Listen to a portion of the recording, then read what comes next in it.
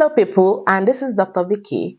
Let me start by congratulating everyone that is in the process of applying for student visa, gotten admission, got your cars, and or you are already in the UK. Congratulations to you. I wish you safe journey, and I hope you get here peacefully. So let me give you this beautiful advice. It's the best advice I've ever gotten since I got here. It helped my life. So let's go through what you're going to be going through for the 1 year of your study. If you are somebody that is studying for just 1 year, the first 3 months can be really challenging. I'm not going to sugarcoat it. You are going to face challenges, whether your family is here or you are just here on your own, trying to find your feet. You are still going to go through challenges. These challenges are not like, difficult things. There are things that you can navigate with enough information when you are well armed. Like when I was coming, I watched loads of YouTube videos to understand what exactly I'm going to be going through. But even with all that, getting here is still like very strange and unique to everyone. So my own advice will be different from the advice that the next person will give you. My own advice might be different from what your family members will give you. But generally, within a year, let's go through how you are going to navigate the whole thing. So let's go. The first 3 months is the most challenging part, and the last 3 months.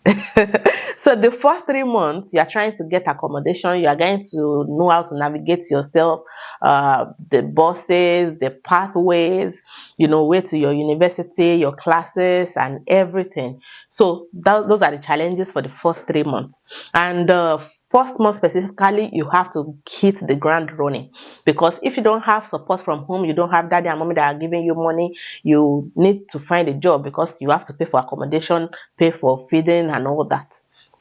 So that's the first part where you might find it challenging. It's difficult to get jobs sometimes because of the fact that you have to do some certification courses.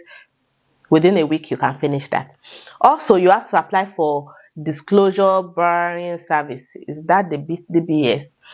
Disclosure and barring services. That's correct. So this is just like police reports or police check that we do in Nigeria in order to get here. So you cannot do it from home, even though some people like us, we started when we were still in Nigeria, we started the application, but we couldn't finish it because we need the BRP and you need your home address in the UK. So almost everybody will do that. Even if you are working in tech, most likely you will still do it because of people's information.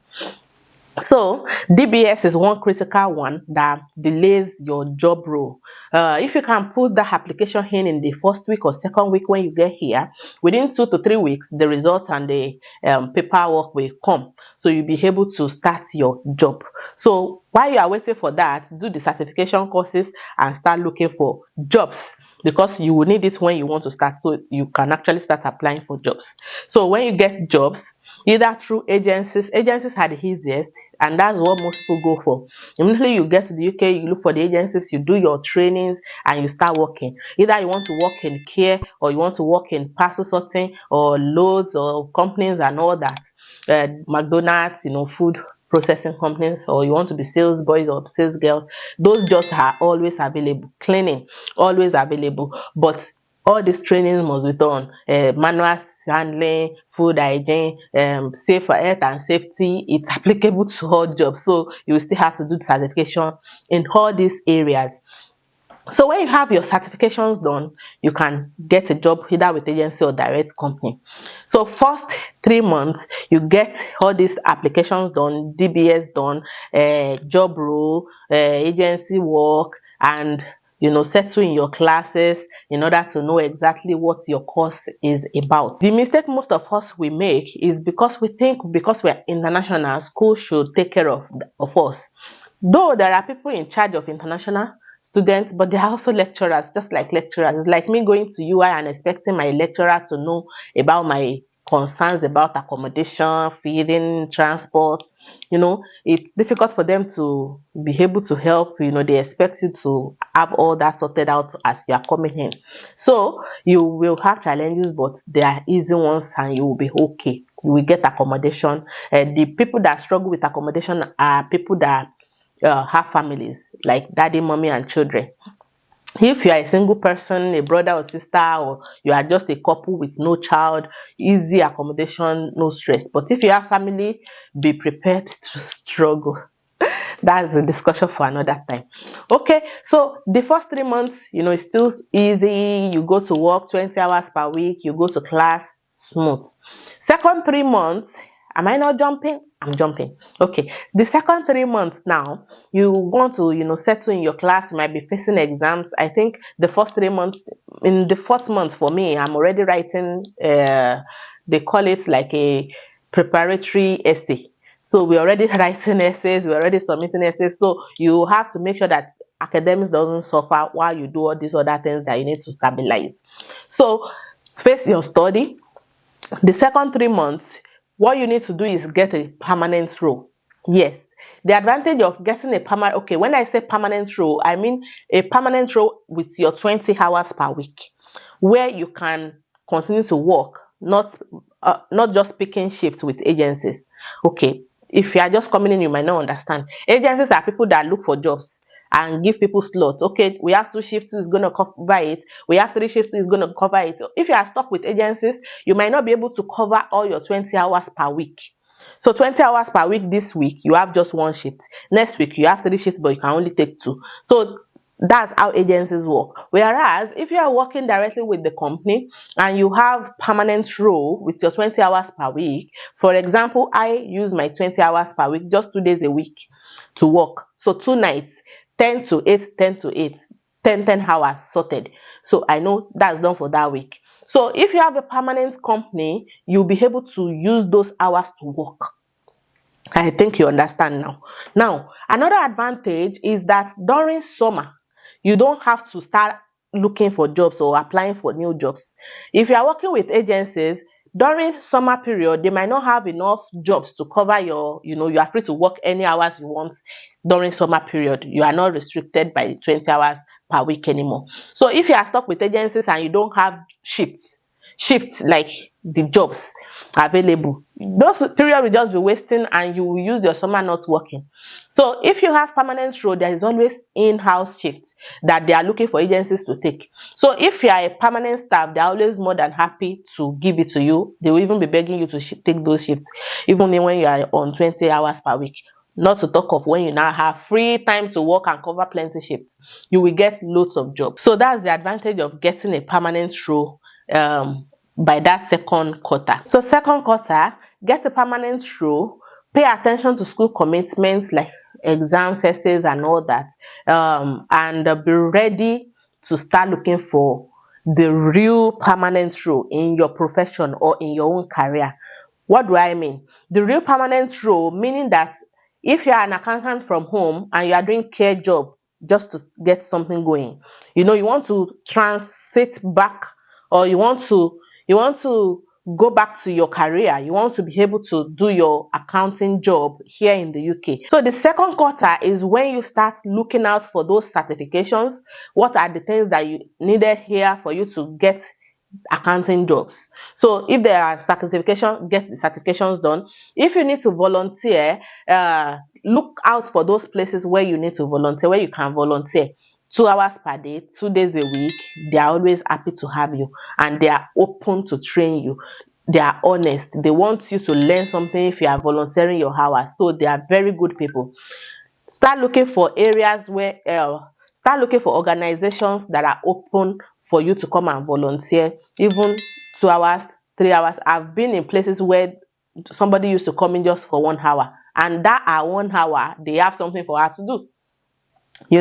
So they know that she's coming in Wednesday and Friday, and they will even be saying it before she comes that so person is coming today. Do you have something for her to do? Yes, she's going to help us to input this data. She's going to help us to do this. Sometimes she can stay for 2 hours. Sometimes she can stay for just 1 hour because she has a son that is only going to school for 3 hours. So she will have to go and pick her son. So they always have something for her to do. And if she requests for a recommendation in that kind of environment, they will be more than happy to give it to her because they recognize that she's volunteering. They love it.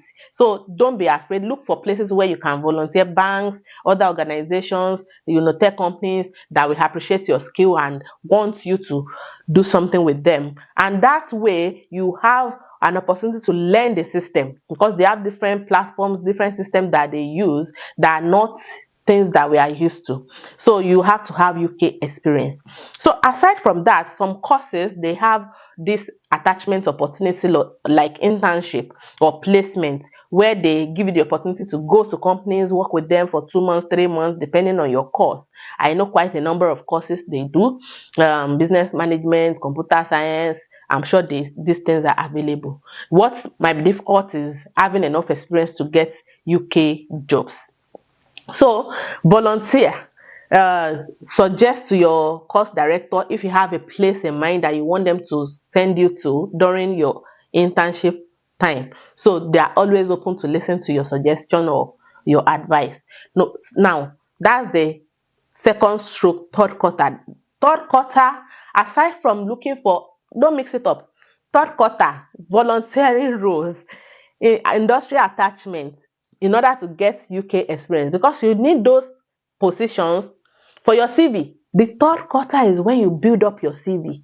Your CV will now contain these experiences that you already have. Volunteering with these people, internship at this place, all in the UK. So your application will start. If you want to get jobs by the end of your 1 year training, you have to start like 6 months. I started the application in January, I got job in. But if you want to get jobs, you have to start like 4, 5, 6 months early. If you are targeting to be able to change from student visa to work visa, you still have post-study visa as an alternative, isn't it? So let's say second quarter, that's 6 months in the UK, start building your CV, start volunteering, and start your internship if there is opportunity for internship in your course. Now, you have started job applications. When applying for jobs, you cannot afford to be lazy, you cannot afford to be tired because job applications will require you to submit like maybe 30, 40 applications. Yes, you will submit 30, 40 applications. And out of those, you might get 5, 6 slots for interviews. And after the interview, you might get just 2 slots of offer. So you will decide which one you want to go for. So that's the way it works. So you've applied. They might get back to you after the closing they'll get back to you after the closing date of the application. They always have closing dates for all job applications. So that after that closing date might be like 4 weeks, 5 weeks, 6 weeks. That's when they will invite you for interview. That's if you qualify. If they invite you for interview, it might take another 3, 4 weeks, isn't it? So after your interview, shortlisting might take another 2, 3 weeks. Some do shortlisting immediately, like within 24 hours, they will give you feedback, like my own. Before I get home, they're already calling. So, but some might take like 3 weeks, 4 weeks, depending on your career. I don't know how it is for you or the other careers. So, let's say it takes another 3 weeks for them to call you and you have the job offer. Now, after the job offer, referencing might take 3, 4 weeks, depending on how fast or how, active you are in chasing people that you recommended for referencing. So referencing and sorting of the employment might take another 3 weeks. Because when you give them references, they will still confirm. Some organization they will call the person. They will ask for the email address and they will ask for phone number. So they could put a call through to the person to confirm the referencing.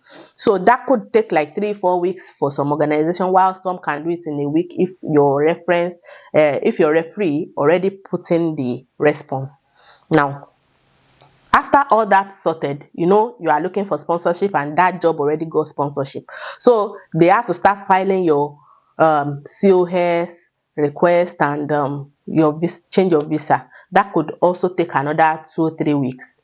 So depending on the organization and how thirsty they are or how needy they are for staff or to cover the role, that's what will determine how fast it will be. So let's say in your third quarter, 6 to 9 months, you do all the application and all that, and while you are finishing and rounding off your dissertation and all that, you got employment opportunity, you will be able to then transit to job skill worker visa at the end of your study. You can change immediately your study ends, but you cannot change before your study ends. So you still have like 3 months after your study ends on your work visa, on your student visa. So you have that time to do all the paparazzi of settling in, getting COS, transiting to skill worker visa, doing trainings, because almost all jobs have training opportunity. You might need to do training for a week or two, but they will sort out all the ID check, all the DBS check, referencing check, and lots of other checks. So that's how you will be able to transfer from student visa to work visa within that 1 year that you've got. So the prime time is this that's the third quarter. That's when you are 6 months to 9 months. That's the prime time that you should do all jobs application, put yourself out there, volunteer, do your internship, and don't forget your dissertation, because you have to pass. You have to pass your course in order to be able to use the certification for job. You need that certification.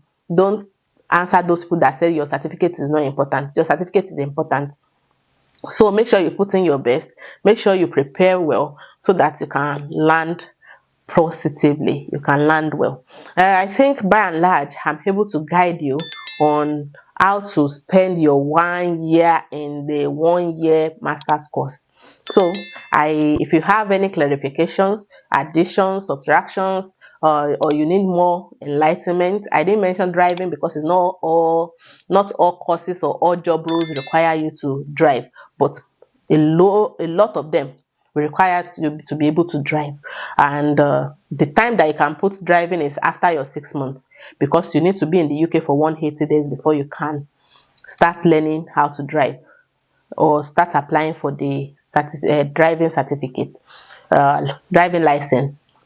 So that one will it will compound the structure, because learning driving is something that is time consuming on its own. So that's one that I left out. If there are other things that you want to suggest for those that are coming in, kindly add them in the comment section, and if there's any question, I will be happy to answer. I wish you all the best as you come in. I watched loads of these videos when I was coming as well, and they were really helpful. So like, share, subscribe, so that other people can see it, and you can put on your notification button for other videos if you need to learn some other things about the UK as you come in. I wish you all the best. Have fun, safe trip, and welcome to the UK.